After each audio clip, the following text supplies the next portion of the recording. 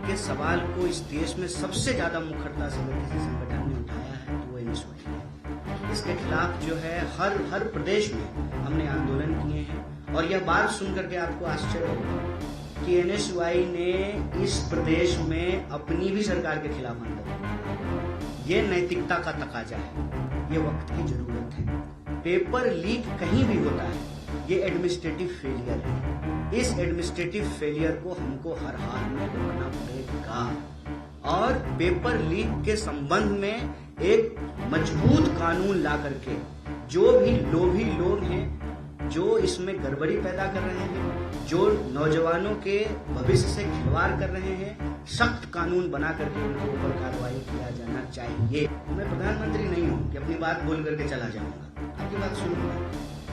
और आपको मैंने कोई प्रश्न तो दिया नहीं है लिख के, ये कोई स्क्रिप्टेड प्रेस कॉन्फ्रेंस तो है नहीं। धैर्य से सुनिए, सबका जवाब। देश के भीतर लोगों की क्या स्थिति है, उसकी जानकारी जुटाना ये सरकार की जिम्मेवारी है। देखिए, एक तो मैं आपको बता दूं कि मैं एनएसयूआई का राष्ट्रीय प्रभारी हूं।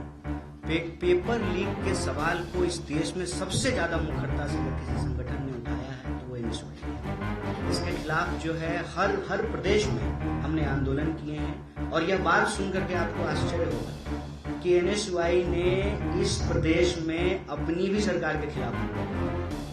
ये नैतिकता का तकाजा है, ये वक्त की जरूरत है।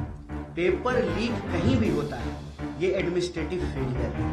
इस एडमिनिस्ट्रेटिव फेलियर को हमको हर हाल में रोकना पड़ेगा और पेपर लीक के संबंध में एक मजबूत कानून ला करके जो भी लोभी लोग हैं, जो इसमें गड़बड़ी पैदा कर रहे हैं, जो नौजवानों के भविष्य से खिलवाड़ कर रहे हैं, सख्त कानून बना करके उनके ऊपर कार्रवाई किया जाना चाहिए और यहाँ पर कार्रवाई की गई है।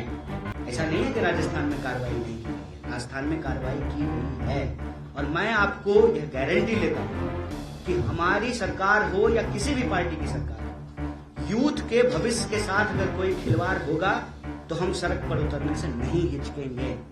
और हमारी पार्टी ने इस बात को सुनिश्चित किया है कि देश में जहां जहां हमारी सरकार हो, इस एडमिनिस्ट्रेटिव फेलियर को हमको हर हाल में रोकना है और इसमें शामिल लोगों के ऊपर सख्त से सख्त कार्रवाई करनी है।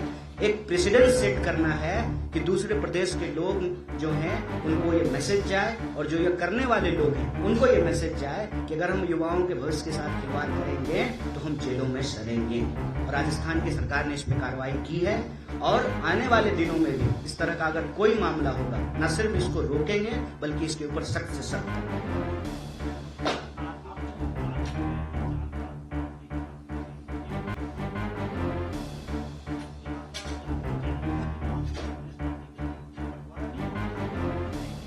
देखिए, बात बताइए, तो हम इस देश में अगर पेड़ गिनते हैं, पशु गिनते हैं तो ये बंटवारा है, लोगों को गिनते हैं तो ये बंटवारा है।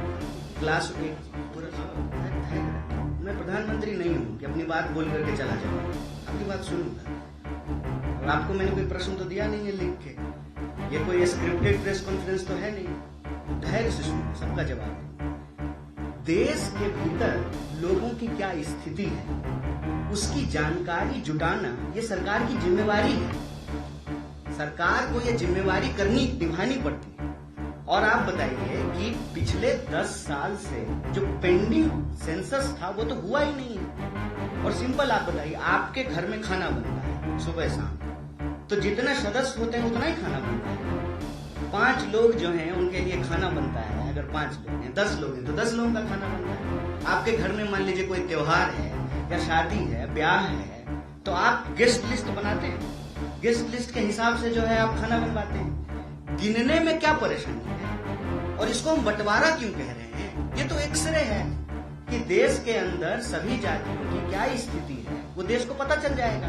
हम तो ये नहीं कह रहे हैं ना कि गिनने के बाद जो है किसी का छीन करके किसी को दे देंगे, ये जातिवाद। देखिए, जातिवाद में और जाति को गिनने में जमीन आसमान का फर्क है। जातिवाद ये होता है, मैं एक सिंपल उदाहरण देता हूँ कि हम दोनों किसी एग्जाम में गए हैं, और हम दोनों के जो है बराबर मेरिट है, लेकिन इनको नौकरी मिल जाएगी क्योंकि इनके जाति का व्यक्ति जो है वहां पे अफसर है, ये जातिवाद है। लेकिन हम दोनों की वस्तु स्थिति क्या है, सामाजिक, आर्थिक, राजनीतिक, इसका मूल्यांकन अगर सरकार करेगी तो ये जातिवाद नहीं है। किसी जाति के खिलाफ कोई काम करे तब तो वो जातिवाद होगा। गिनने में क्या